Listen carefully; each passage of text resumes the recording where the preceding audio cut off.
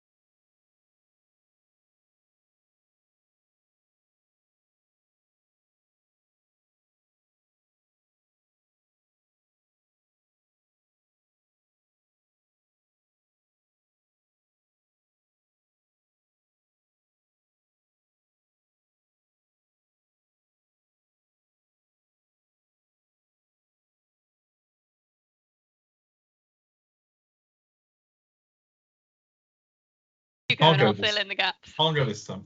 I think what's interesting currently is that the biggest challenge is that the challenges facing waterways and water quality in rivers are multiple, and that I think is the real problem, is that they're multiple and they're often diffuse. So when I was young, I remember, like, the big sort of pollution issues were things like factories pumping detergents into rivers, and there was 3 foot of foam on top of some of the rivers in Birmingham, and that was an ecological disaster.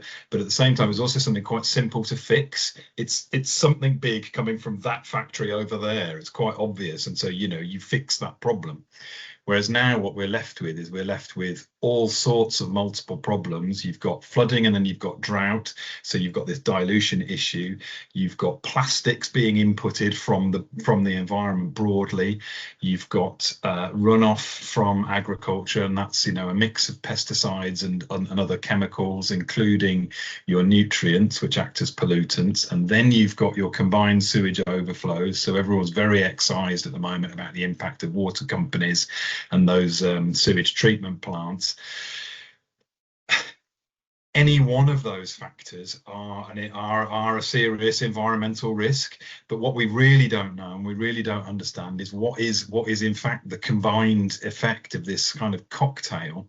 And then, as practitioners and even as for legislators and things, it's really difficult to tackle, because it comes from everywhere all at once.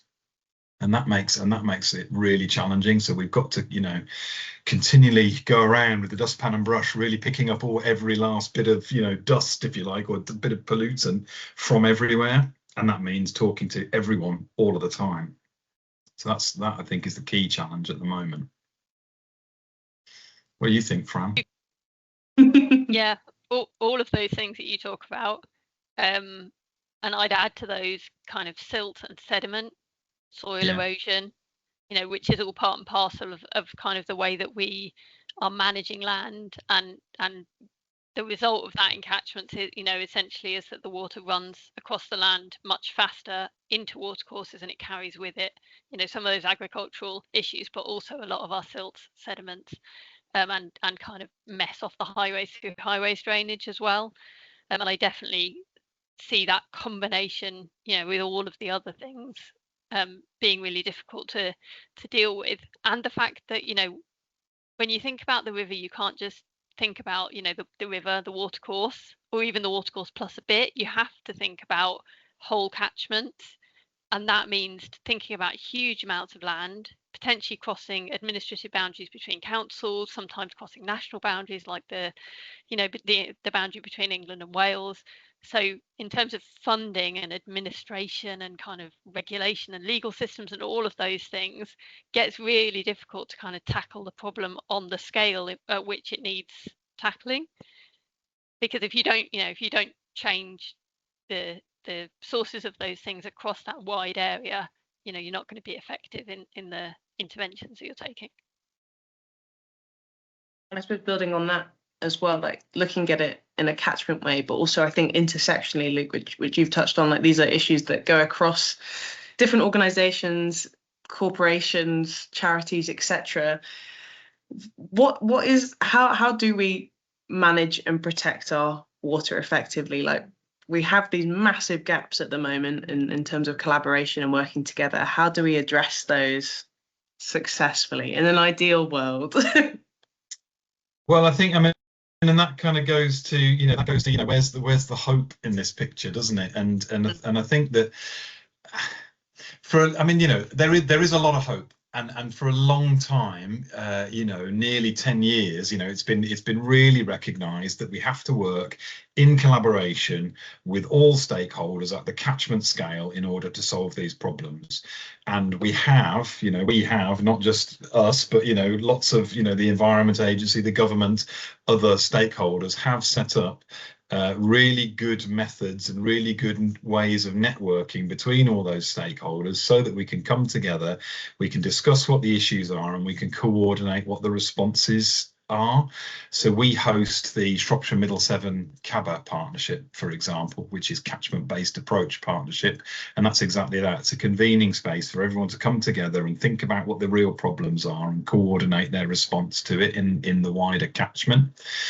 And then we have other things, like the Severn Valley Water Management Scheme, which is huge. It's looking at how to manage water at the catchment scale of the upper River Severn in order to reduce flooding in towns like Shrewsbury, Ironbridge, Worcester, and on down the sort of the stem of the River Severn. And that's got government backing, it's got political support, cross-party political support.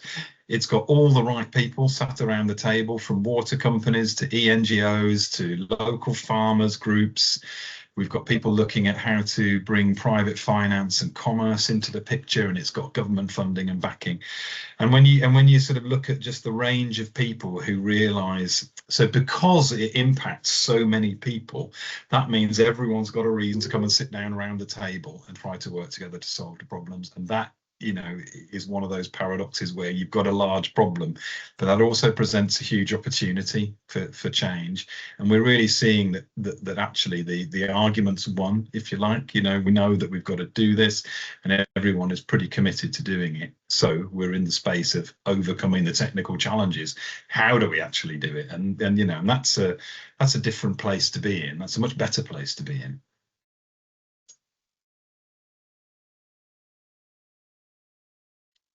So yeah, Fran might have something to say about the policy environment. Yeah, no, I feel the same actually, that we are, the science is good, and the processes are starting to become good.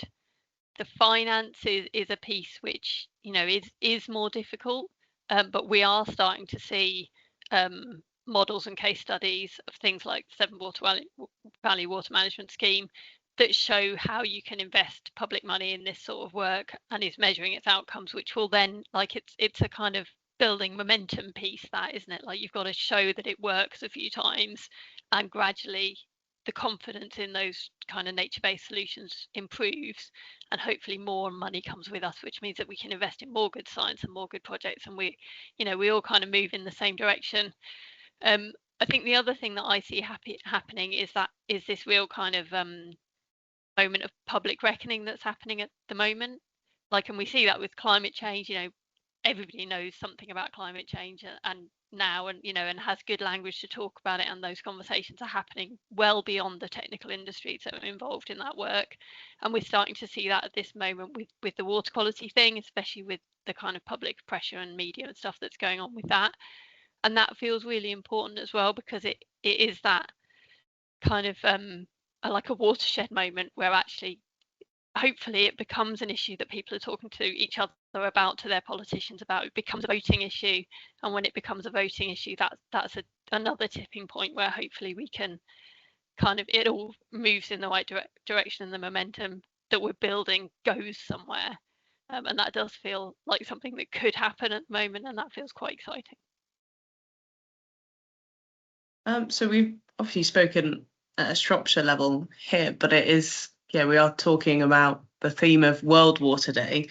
So why should people in Shropshire care about global water issues or global water resources and access, when water often feels either very abundant here or not so abundant? Again, referring to that flooding versus drought, the two extremes that we often flip between. So yeah, why should we care about everyone else? I think the key issue really is water is going to, as the effects of climate change begin to really sort of kick in, and the key things that water is absolutely fundamental to human existence, and we know that, and that's a really sort of obvious thing to say. But if you have large parts of the world where actually water availability is becoming harder and harder to secure, and then other parts of the world where major flooding is going to happen, and in places like Bangladesh, you're talking hundreds of thousands of hectares of land, millions of people, And, you know, we are looking at potentially a global environment where we're going to see millions of people on the move because they're unable to live in the places where they're currently living. And, you know, that destabilizes everybody's existence. You know, whether you're the person who has to move, or whether you're the country who has to manage the people moving or deal with the economic shocks of what happens in a globalized world when food supply chain, you know, can we rely on getting our tomatoes from Spain anymore? You know, Spain is most at risk of desertification in Europe. What does that mean for our food supplies and for the way that we manage our global food chains? What's that mean in terms of, you know, how migration is going to be impacted within Europe, or even, you know, from outside of Europe into Europe? These are really big fundamental issues that, whether we like it or not, you're not going to be able to just build yourself a bunker and protect yourself from it. It's going to affect you, you know, and you might not be the direct person who is directly impacted by the drought or the flood, but there will be consequences. Yeah, one of the things I read recently was the kind of global the report on global tipping points. So there's 9 global tipping points that scientists have kind of identified. One of them is around water and water abundance, and I think 6 of them we are now in exceedance of, or in danger of exceeding the tipping point. And we can't get away from the fact that the world, the globe, is one collective interactive system, right? Every ecosystem individually feeds into the ecosystems around it. It's all one giant set of interlocking processes. So the breaking down of those processes in any one small area, or larger, you know, collections of those over larger areas, impacts how well the global system can respond to additional challenges. And those additional challenges are coming. They are, you know, climate change and rising sea levels, and you know, more flashy floody storm events and all of these things. And we can't remove ourselves from the system. We are inherently part of that global system. So, you know, we can't get away from that. There is no avoiding it. So no matter how hard we try. So thank you both. Yeah, I think it's really important, especially, you know, being based in Shrewsbury, that we then we don't forget that we're not just Shrewsbury. We look out across Shropshire, and then we look at Shropshire, and then we look at England and Wales, and then we look at the United Kingdom, and then we look at the British Isles, and then we look at etc., etc., etc. It's like we're zooming out, and I think we need to do that more and more, especially with landscape scale recovery and, you know, policy and evidence as well. We can't just keep it all to ourselves. But no, thank you both. Those are, as I say, all of my questions that I had jotted down. Is there anything in particular you might have prepped or wanted to discuss, seeing as we've got a spare 8 minutes? But if there isn't anything, you're more than welcome to take those 8 minute back. But thank you again for agreeing to do this short little snippet. I just think it's important with days like this. Like last year, it was the March for Clean Water, but, you know, this year there's not really anything big on World Water Day, just for us to still keep in that conversation and keep that ball rolling and the public reckoning, as it were, like keep that momentum up. Because I think especially once you've had one big protest, everyone then just forgets that they went to that protest. They don't carry on taking action or learning. So yeah, hopefully this will loop people back in again. Yeah. I think what I'd like to say is, I'd just like to remind everyone that there is real hope, that every individual can take action. You know, so it might be that you have a water butt in your garden, or that you de-pave a bit of your drive, you put down some gravel instead of some slabs, and you help to reduce some of that runoff. You know, it might be that you're more active in terms of campaigning and raising awareness around water quality. And like Fran said earlier, you know, a large driver for people, water companies wanting to work with us and do things is because there's been an awful lot of people out on the street complaining about it. And that does make a difference. It creates change. And then, you know, just to sort of feel hopeful about the fact that, you know, we are working really hard. We are, you know, seeing more funding. We are seeing that, you know, political backing to do things. And you know, there is hope. Things are being done. It's not all just, you know, gone and being left. So I think there is a real sort of positive note that every individual has got their part to play, should they want to do that, you know, and that there are confidence that things are happening and changing.